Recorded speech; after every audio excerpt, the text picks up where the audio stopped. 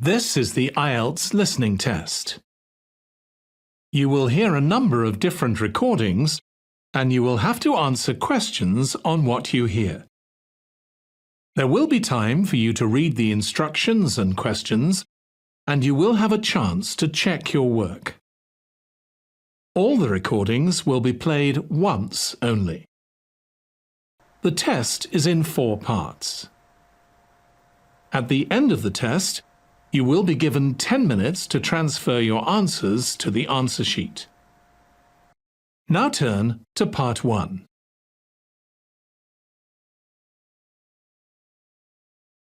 Part 1.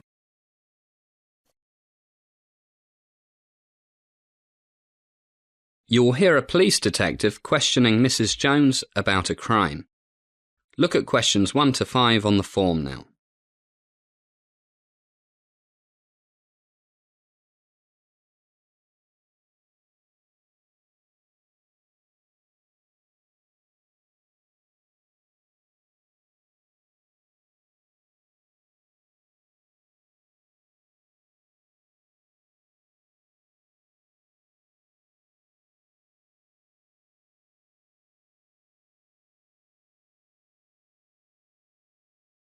Listen carefully and answer questions 1 to 5.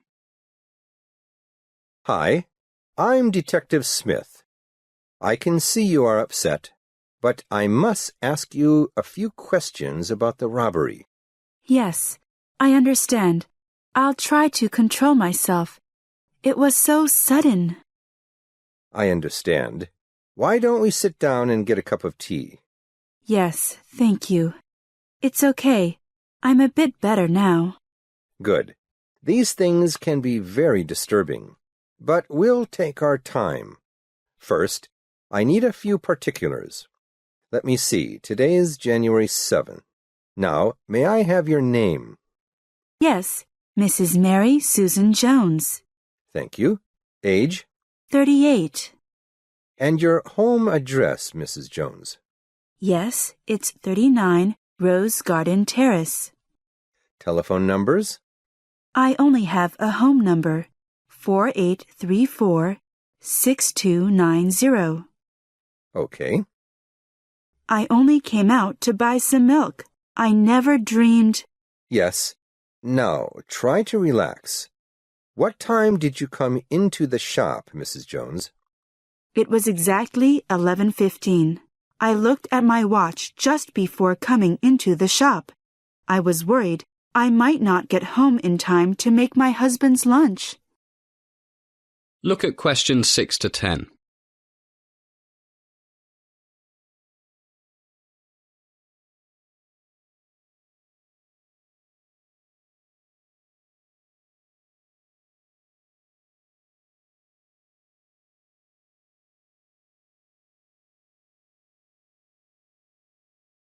Now listen to more of the conversation between the police officer and Mrs. Jones, and answer questions 6 to 10. And before you entered the shop, can you remember seeing anything unusual? No, but as soon as I came in, this man walked out very quickly, nearly pushed me over. Then I saw poor Williams, the owner. I'm so glad he's not badly hurt. No, just a bump on the head. Now, this man you saw, could you say how tall he was? Well, I only came up to his shoulder, and I'm 5'4", so he must be about, I don't know, 6 feet. And you're not wearing high-heeled shoes? So yes, that's about right. But we have to use the metric system now, so that makes him about 180 centimeters. Did you see his face? Not really. I didn't look up. I was so annoyed. But I do know he was wearing a black hat. I saw it as he was walking out of the door. One of those things cowboys wear. Did you notice what color hair he had? I didn't really see it, what with his hat, and me trying to keep my balance. What about the rest of his clothes? He had a jacket on. I think it was dark blue. No, gray. Oh dear. I can't really say for sure. It all happened so quickly.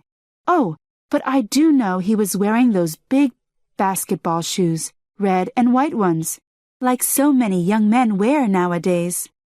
What about his trousers? His trousers. Gray? Oh dear, I can't really say.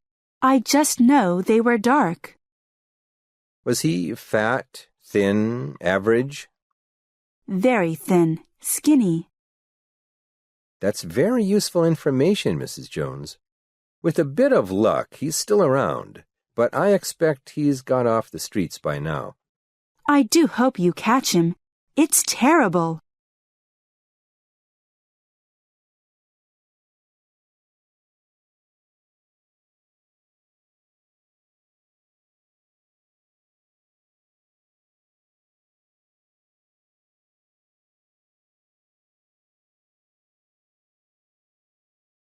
That is the end of Part 1. You now have 1 minute to check your answers to Part 1.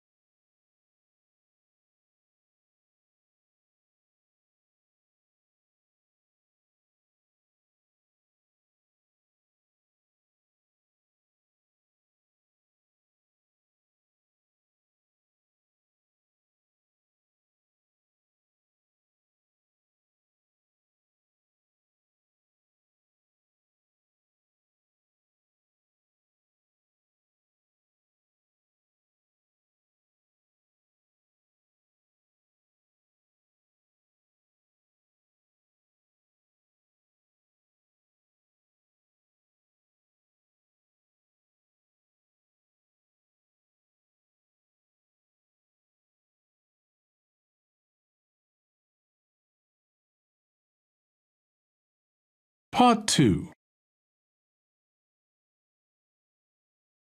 You're going to hear an introduction to Big Town University's resources by the Head of Student Services. First, look at questions 11 to 15.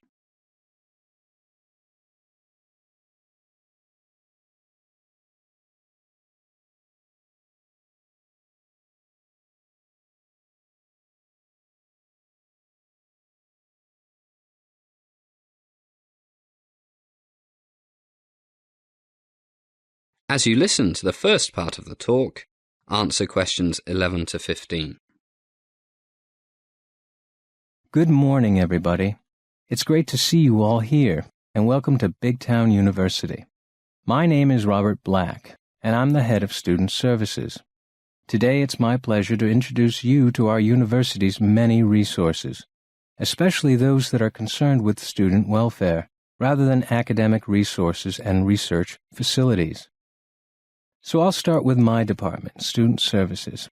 Our offices are all in the Students' Union building, which I'm sure you have already discovered, because that's where the student bar and cafeteria are. Basically, our job is to help you stay well, mentally and physically. Then you can better enjoy your life here, and even study sometimes. To do this, we offer a variety of services. One is our student counseling service. For many of you, it's the first time you've away from home. This can take a while to adjust to for some people, and some of you will fall in love, and then your girlfriend or boyfriend will run off with your best friend. Some people look at this philosophically and say, who cares, there are plenty of fish in the sea, and then get on with life. But a few will think it's the end of the world and get depressed. Then there's the pressure of your schoolwork, which usually affects not the less clever or the most hard-working students, but those who don't manage their time properly and leave everything to the last minute.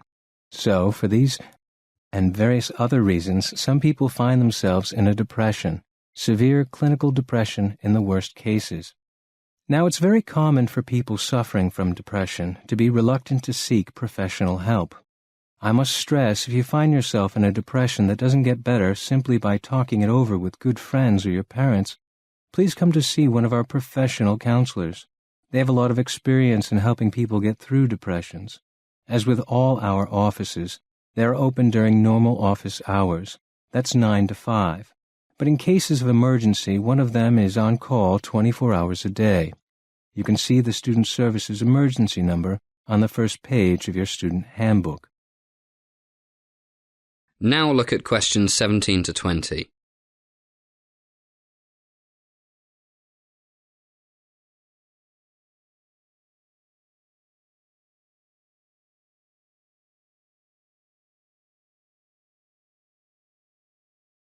As the talk continues, answer questions 17 to 20.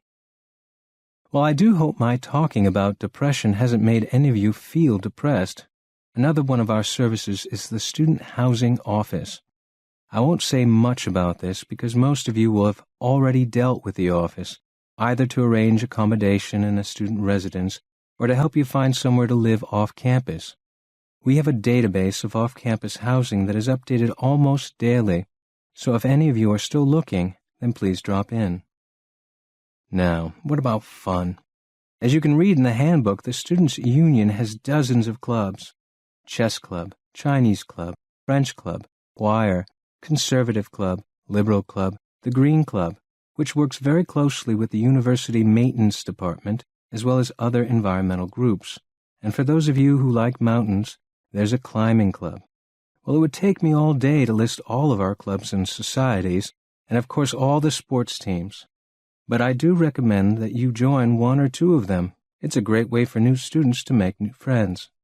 Mentioning sports, our brand new fitness center opened last week, and the indoor swimming pool has just been renovated. They are open from 6 a.m. to 11 at night, 7 days a week, except for holidays like Christmas and the New Year. Of course, they are free of charge for students. Just show your student card. I really must recommend that you check out the new fitness center. It's got all the very latest in high-tech strength training machines, free weights room, everything you'd expect for over $25 million. Okay, we've covered counseling, housing, clubs, sports, keeping fit. What else should I mention? Oh, yes. If you're doing all these sports, climbing mountains and things, you might need to go to our sports medicine clinic. It's in the Student Health Center, which is conveniently located between the fitness center and the athletics stadium, not the football stadium. People play games and exercise 7 days a week, so the clinic is open 7 days a week, from 9 a.m. to 6 p.m.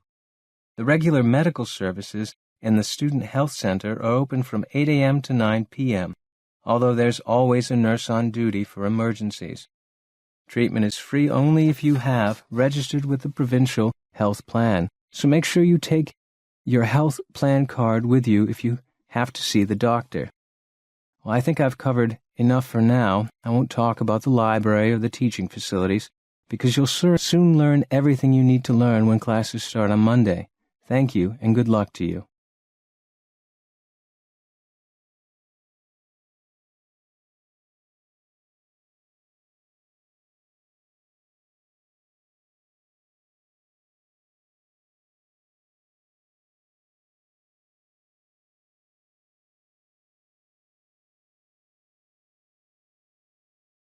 That is the end of Part 2.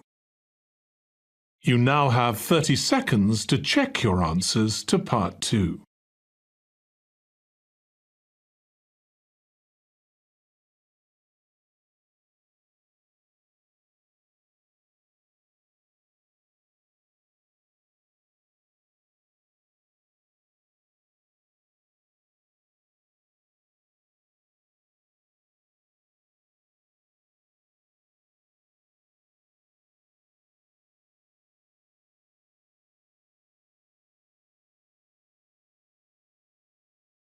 Part 3.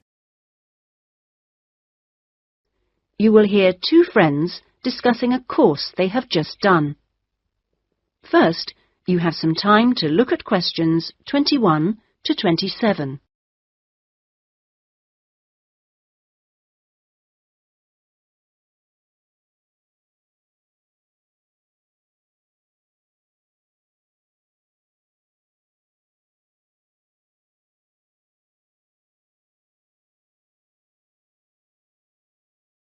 Now listen carefully and answer questions 21 to 27.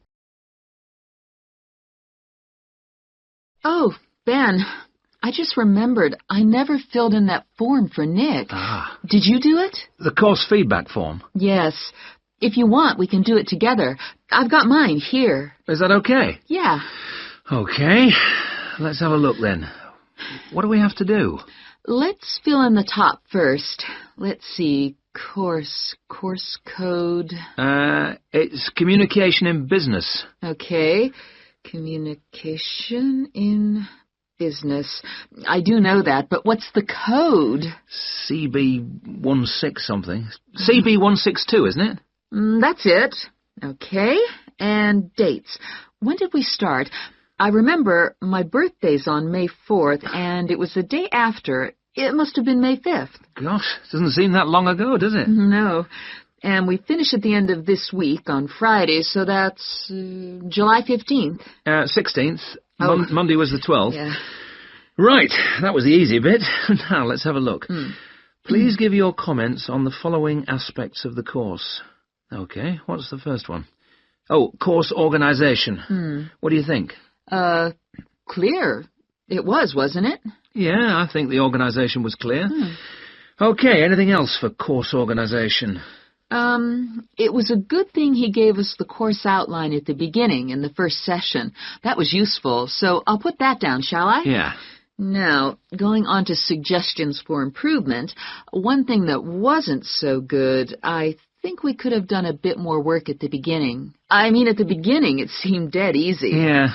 I thought it was going to be really easy, and then all of a sudden in the second half of the course, we got a whole load of work. Yeah. Reading to do and essays and things. Yeah, it'd be better if it was more even. Okay, now, course delivery. Does that mean teaching? Yeah, I suppose so. Well, what I thought was really good on this course was the standard of teaching. Actually, I mean, some of the teachers were better than others, but the standard generally was fine. Much better than other courses I've been on. Yeah, I agree. Let's put that then. Okay. What about suggestions for improvement? I didn't think it was all that wonderful when we had great, long group discussion sessions that went on for hours and hours. Right. I don't mean we shouldn't have group discussions, just that they shouldn't go on too long. Before you hear the rest of the discussion, you have some time to look at questions 28 to 30.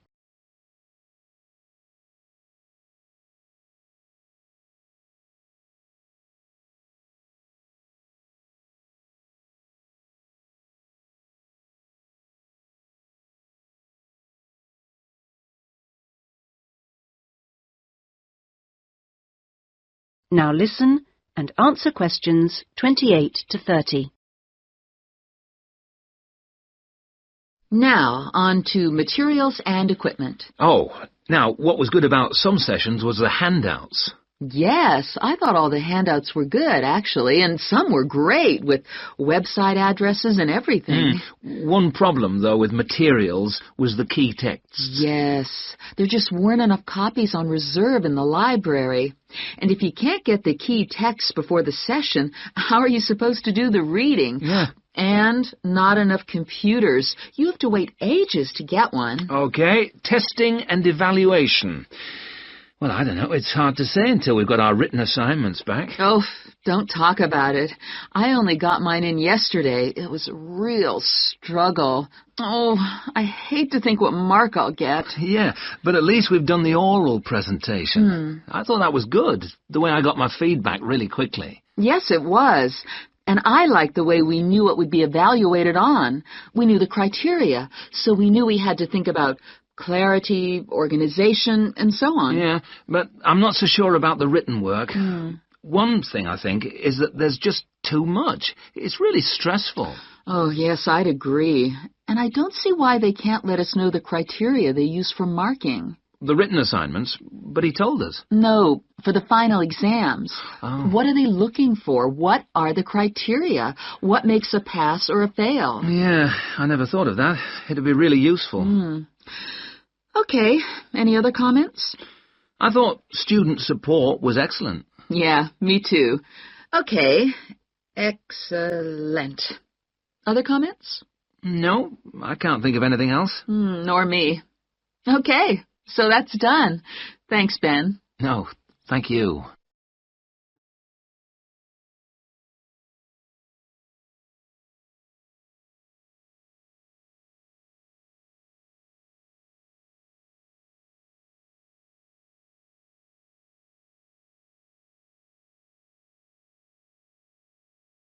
That is the end of Part 3. You now have 30 seconds to check your answers to Part 3.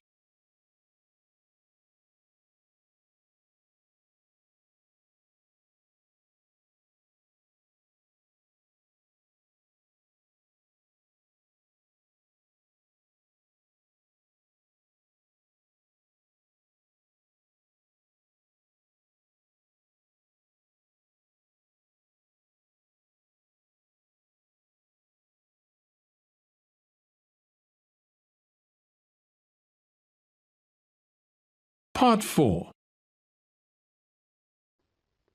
You will hear a student giving a presentation about a project on household waste recycling.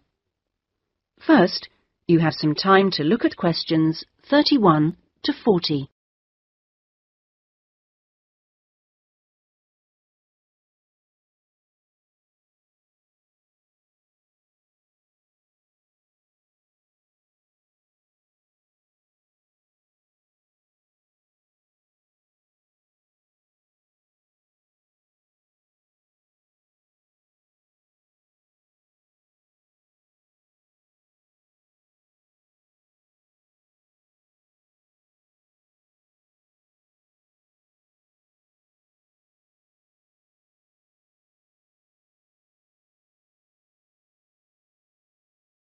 Now listen carefully and answer questions 31 to 40. Well, my group has been doing a project on how household waste is recycled in Britain. We were quite shocked to discover that only 9% of people here in the UK make an effort to recycle their household waste. This is a lower figure than in most other European countries, and needs to increase dramatically in the next few years if the government is going to meet its recycling targets. The agreed targets for the UK mean that by 2008 we must reduce our carbon dioxide emissions by 12.5% compared with 1990. And recycling can help to achieve that goal in two main ways. The production of recycled glass and paper uses much less energy than producing them from virgin materials, and also recycling reduces greenhouse gas emissions from landfill sites and incineration plants. As part of our project, we carried out a survey of people in the street, and the thing that came up over and over again is that people don't think it's easy enough to recycle their waste. One problem is that there aren't enough drop-off sites. That is, the places where the public are supposed to take their waste. We also discovered that waste that's collected from householders is taken to places called bring banks for sorting and baling into loads. One problem here is taking out everything that shouldn't have been placed in the recycling containers. People put all sorts of things into bottle banks, like plastic bags and even broken umbrellas. All this has to be removed by hand. Another difficulty is that toughened glass used for cooking doesn't fully melt at the temperature required for other glass, and so that also has to be picked out by hand. Glass is easy to recycle because it can be reused over and over again without becoming weaker. 2 million tons of glass is thrown away each year. That is 7 billion bottles and jars. But only 500,000 tons of that is collected and recycled.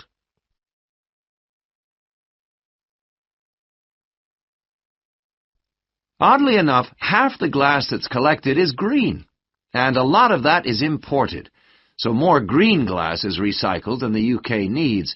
As a result, new uses are being developed for recycled glass, particularly green glass.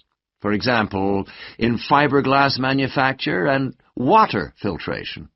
A company called CLF Aggregates makes a product for roads, and 30% of the material is crushed glass. For recycling paper, Britain comes second in Europe with 40%, behind Germany's amazing 70%. When recycling started, there were quality problems, so it was difficult to use recycled paper in office printers, but these problems have now been solved. And Martins, based in South London, produces a range of office stationery which is 100% recycled, costs the same as normal paper, and is of equally high quality. But this high quality comes at a cost in terms of the waste produced during the process. Over a third of the waste paper that comes in can't be used in the recycled paper, leaving the question of what to do with it. One firm, PaperSave, currently sells this to farmers as a soil conditioner, though this practice will soon be banned because of transport costs and the smell, and the company is looking into the possibility of alternative uses. Plastic causes problems because there are so many different types of plastic in use today, and each one has to be dealt with differently. Packrite recycles all sorts of things, from bottles to car bumpers, and one of its most successful activities is recycling plastic bottles to make containers which are used all over the country to collect waste. The Save a Cup scheme was set up by the vending and plastics industries to recycle as many as possible of the 3.5 billion polystyrene cups used each year. At the moment, 500 million polycups are collected, processed, and sold on to other businesses such as Waterford, which turns the cups into pencils, and Johnson & Jones, a Welsh-based firm, which has developed a wide variety of items, including business cards. Well, to sum up, there seems to be plenty of research going on into how to reuse materials. But the biggest problem is getting people to think about recycling instead of throwing things away. At least doing the research made us much more careful.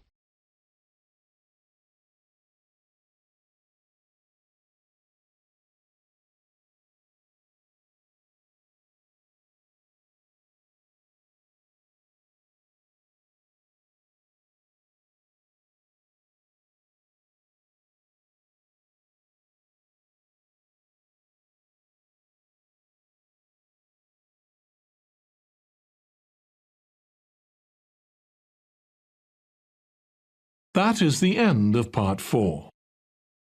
You now have 1 minute to check your answers to Part 4. That is the end of the listening test. In the IELTS test, you would now have 10 minutes to transfer your answers to the answer sheet.